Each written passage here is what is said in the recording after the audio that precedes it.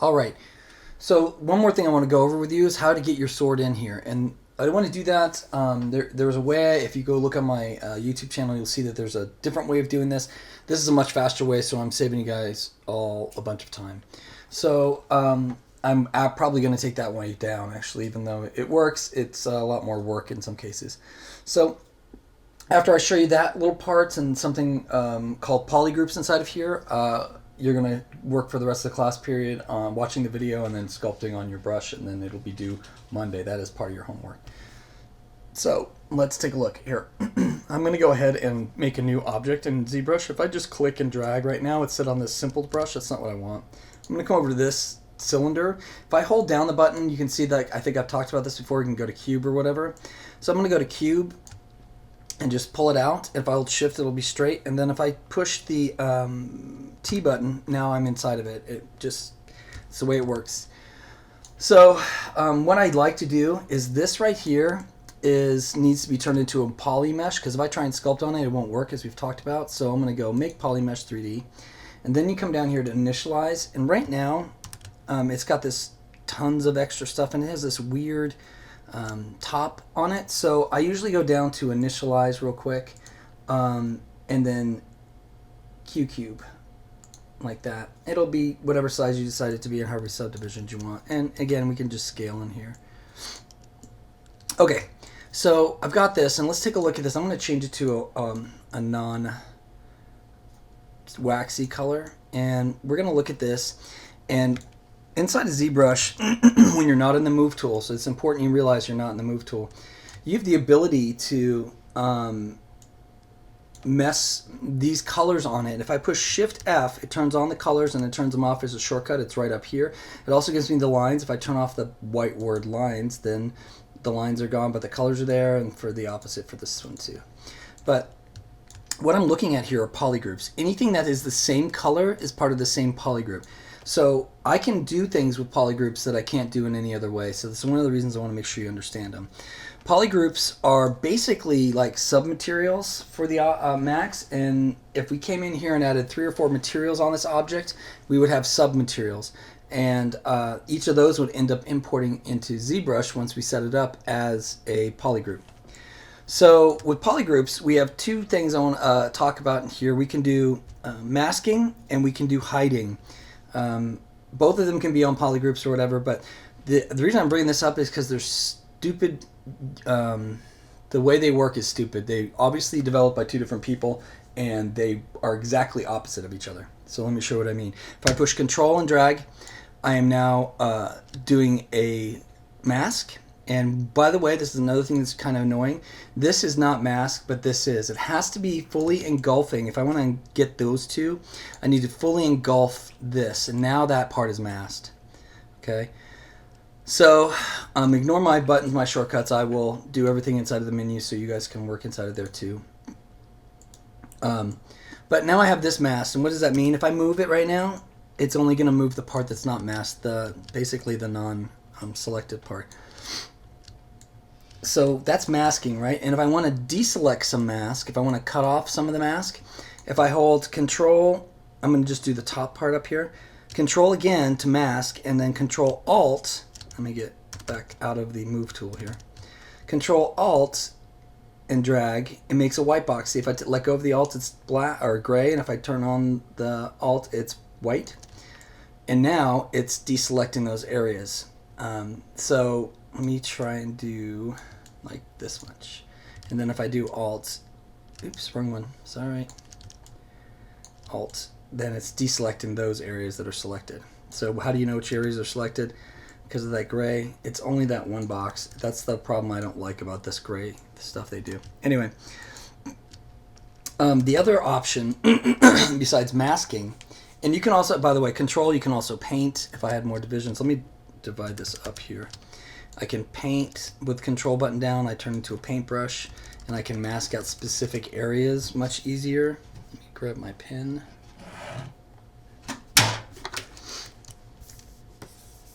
And if I want to de-paint something, I push Alt and Control again, and then I'm taking it off.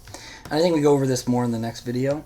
But the big thing I want to talk about is this colored stuff right here, which is the polygroups. So I'm going to back out, get rid of my subdivisions. And just like in Max, you saw when I did that subdivision, just the one, which is the shortcut is Control D. It's always Control D, but it's just divide. It's the same algorithm for dividing inside of Max. If I back up out of that, I can either go down or back up by Control Z. I can see that there's pink and green in this case. But all the sides are green and all the top and bottom are pink. So that means those two, the top and bottom are the same mask or same polygroup, and the sides are the same polygroup. So if I want to hide something in here, it's not Control, it is Control, but it's Control Shift. And you'll see that now when I'm hiding, it turns to this box. If I want to unhide something or make something, when I do the green box, it means everything in the green box is going to stay visible, but everything outside of the green box is going to go in hide. So if I want to do the opposite of that, if I go Control Alt Shift, it goes to the red box, and then looks like I grabbed everything. Everything that it touches gets hidden, and everything it isn't touching stays there. Okay, so why are those opposite? They aren't opposite yet, but let me show you what I'm talking about. If I divide this again real quick, a couple times, and then I do, let's say I want to mask just this area. So I have this masked, but I want to actually grab the other side, because sometimes it's easier to grab the part you want unmasked than it is the part to mask. If I hold Control and I drag down off of the object, it inverts that mask. Oh, actually that's not it, and that's why. If I can hold Control and click off the object, it inverts the mask. See? Okay. So that seems simple, right? So Control to add to your mask, Control Alt to deselect from the mask, and then Control and click will make the mask invert. And if I Control and drag, you just saw it deletes the mask or takes the mask off. Well, this is why it's opposite. If I Control Shift, I'm hiding. I'm keeping what I have selected. If I Control Shift Alt, I'm hiding what I have selected. But I can flip those too. How do I flip them? You would think it's tap to flip, and Control Shift tap to flip, and Control Shift drag to make them all come back out, but it's the opposite. Control Shift tap makes them all apparent, and Control Shift drag inverts them. So that's why it's stupid. But it's something you'll get used to. It's just something that you understand. So one of the cool things about this is if I have a polygroup and I Control Shift and just click on that polygroup, it hides everything but that polygroup. And I thought that polygroup was the same color all the way around, but it wasn't. That's another thing that's really weird about ZBrush, is that their colors are so close that I don't know why they pick colors that just are really close to each other, but they do. So if I Control Shift and click on this one, everything but those two sides will disappear. Okay. So I have that kind of control. That's really fast control. Also, if I back out and I look at this, so I know that this side and these two sides are the same. These two sides, so the opposite sides are all the same. But I really want all 6 sides to be different. Actually, no, I don't in this case. What I can do with Polygroups, I just hate the way this colored it. Let me just show you another thing you can do. Select everything and then deselect the middle. So now I should have those two sides selected and not the bottom or the top. Just to test it, I'll move it to make sure that's what I have. Yeah, so the two sides are, once I have something masked like this, if I push Control W, it actually changes that mask. It actually changes whatever you have masked into a new polygroup. So now that's a much easier way to see it.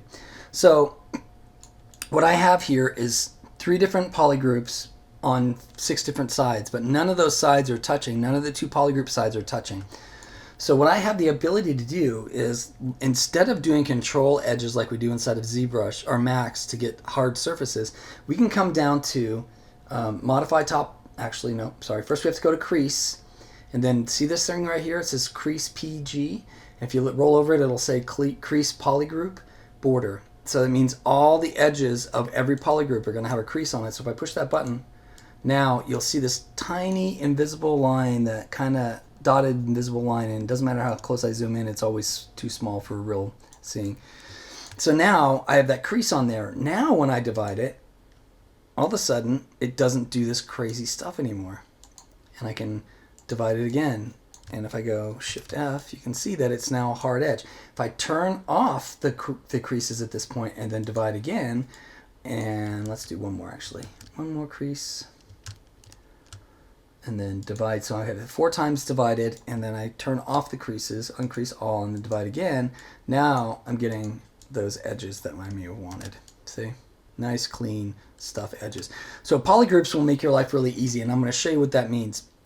But let me show you first off how to import a sword in. We'll just do that to show you how the polygroups will make your life easy. You can double click on this and it opens it up, as I've said before. But if you come up here to Z plugin, you'll see there's a plugin called FBX Import Export. If you click on this little thing right here, you can drag it to wherever you want it to be, any of these menus, or you can just double click that little icon and it'll pop it over to the left hand side. I'm going to go to FBX Import Export and I'm going to say import, and then I'm going to go find that sword that we've been looking at. So there's a sword. Okay, there's my sword. It's just like before. If we look at the polygroups on it, you'll see it's all one polygroup. And just like in Max, if I smooth this out, it's going to turn into this mess. It's just a goopy mess. So how do I fix that problem? Well, we don't have to grab each polygroup by hand. We can actually, but we're going to do some of that anyway, but we're going to grab the polygroups by saying normals, which is kind of like by angle in Max. So if I change this to, let's say, 30 degrees, and then I say group by normals, and let me look at that, you'll see now each one of these has a different group on it, and we may have just hit it on the jackpot with that 30 degrees. Yep, every side of every edge now has a different polygroup on it, which is awesome. I'm not sure why they're all, well, you know what? Let me try something else. Import, I think Gladius 2 is the one I wanted. I think no? That sucked. I was trying to get the one without the tries on it because it's stupid that the tries are on there, but for whatever reason, it's importing with tries. So I'm going to go by normals, polygroup, and make sure it says, this says 30, 40, and 45 is not enough because I get this as one piece.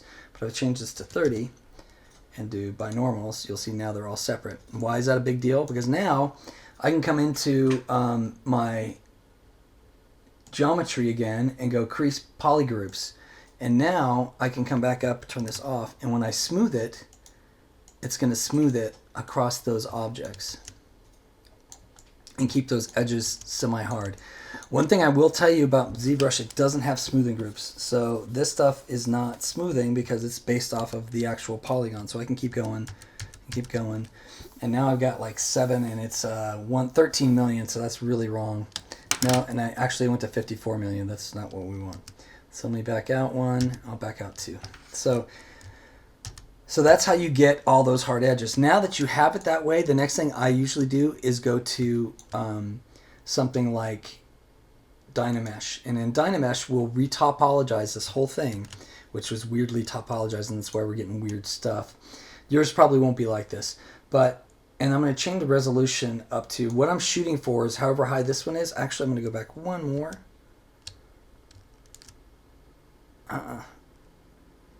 No. What are you doing? There we go. So 840K, that's pretty good. So I'm going to come back to here, and then I'm going to say Dynamesh. It's going to redo the whole thing. It's going to get rid of my my groups at this point, and I'm going to say, if I do it at 128, the ZBrush is weird. It does Dynameshing by the size of the object in the world, nothing else, the arbitrary size. So if it's smaller, it does less, and if it's bigger, it does more, because more can fit, is the way I believe it is. Anyway, no. So I'm going to undo that, and I need to delete my lower division, so I'll say delete lower. That just means it's just collapsed down to one object. Turn this back off here. And if I push this Dynamesh button, it's going to rebuild this whole object, and it's going to look like crap, right? Look at the polygons there. They're pretty cool. Well, that's not what we want. We want to do it higher, so I'm going to change the resolution on this, and I think I figured it out to be, for now, this is really high, but for now we're going to try 2K. And look at that. It's 2K and it's 500. Before it was 850 500 is fine. So if I look at this, we won't lose much if we do that. So I'm going to go 2K and then click the Dynamesh button, and it kept it pretty good. And we could probably go higher, but we're just using this to get some of the softness. We're using this, actually, this is a really cool brush right here, and we'll talk about this in the next video. But you know that control button that we were just talking about? If you come off of the object, if you don't have anything masked and you come off of the object, it retopologizes it. So let me do this, and then I'll push that right there, and it just redid the whole thing.